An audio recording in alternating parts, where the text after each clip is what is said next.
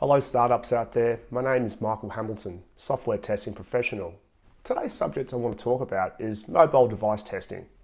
And what I mean by that is that some people don't understand they need to test on different devices for their software that they're building. They need to think about the Samsung Galaxy, for example, version, different screen sizes, tablets, iPhones, iPads, those kind of things. Even these new glassware and iPhones that are coming out, or the watches that are coming out are very important. How do you test these things? What are the options? Well, first of all, a lot of people go and buy in the past have gone and bought all these devices and tested them. It's quite expensive and time consuming. I don't recommend that. There are services on the internet now like Perfecto, Mobile and Device Anywhere. You can log onto the cloud for a fee per month, like $200, $300 or more, and actually access these devices and test your application on them. They do it all for you. They find it all. They find all the devices, put it in their cloud.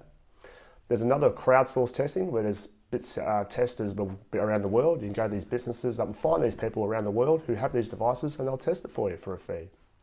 You can also use the browser tools which can actually simulate the different types of device and screen sizes. That's also an option.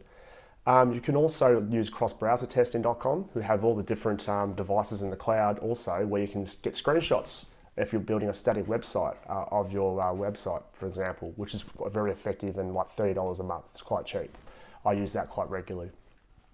So these are the things you need to consider. You also need to do your research, as I mentioned before. It's so important to do your research. Know what your market's using, for example. A lot of people who do a lot of purchasing with stocks or secure applications use iPhones. iPhone's quite good for that. It also depends on the region or the location in the world you're targeting your market. With your devices, also with your strategy and plan, what you need to do is do it in small chunks. Maybe build for the iPhone 6S first in your first release of software. Maybe just do that. And then look at the Galaxy later on the smartphone there. Maybe do the tablets later on also. Maybe do it in stages to minimize your cost. And just get to the market quicker.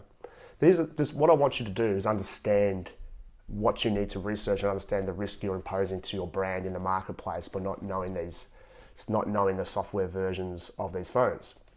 You need to consider that. I've actually put this in a blog today, so you can actually in a more written format. So there should be a link on the screen now.